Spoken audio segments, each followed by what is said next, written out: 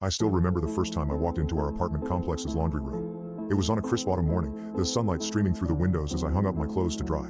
The fluorescent lights overhead cast an eerie glow over the rows of washers and dryers, but I didn't notice anything out of the ordinary. It wasn't until weeks later that I started feeling a creeping sense of unease every time I used the laundry room. At first, it was just a faint memory of hearing the sound of whispering or muffled voices when no one else was around. I'd brush it off as my imagination playing tricks on me. But then, I noticed other things. The air in the laundry room would grow colder, even when the temperature outside remained stable. Sometimes, I'd catch a whiff of something pungent, not quite like rotting trash or mildew, but similar. One day, as I was sorting my laundry, I saw her. She was an elderly woman with thinning gray hair and sunken eyes, standing at the end of one of the washing machines. At first, I thought she might be a neighbor, someone who'd forgotten their key and was waiting for me to let them in. But as our gazes met, I realized she wasn't looking at anything in particular. Her eyes seemed frozen on some invisible point beyond the room. I hesitated before approaching her, wondering if I should try to strike up a conversation or just leave her be.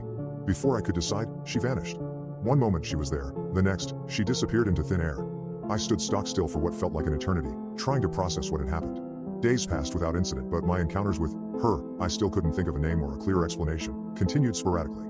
Sometimes she'd be standing by the laundry room door as if waiting for someone. Other times, I'd catch glimpses of her out of the corner of my eye while doing my chores. My unease grew, but it was more of an itch than a scream.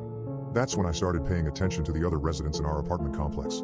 Mrs. Johnson from 3B always seemed nervous whenever we spoke about the laundry room. Mr. Patel from 5A would hastily change the subject if I mentioned the topic. Even Emily from 2C, usually so chatty and friendly, now kept her distance. One evening as I was leaving for work, I saw Mrs. Johnson furtively entering the laundry room through a side door I'd never noticed before.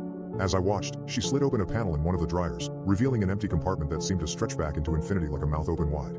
My mind reeled as I pieced together what I'd seen and what others might have witnessed.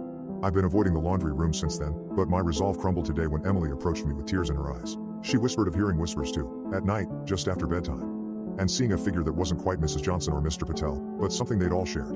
The line between our apartment complex's laundry room and whatever darkness it was feeding had grown indistinct. As Emily turned to leave, I caught a glimpse of the elderly woman standing by the dryers, watching us with eyes as empty as space itself. For the first time, her presence didn't unsettle me. Instead, it filled me with a creeping sense that we were all mere conduits for something older and far more sinister. An entity so ancient, so insatiable, that our laundry room had become a node in its twisted network.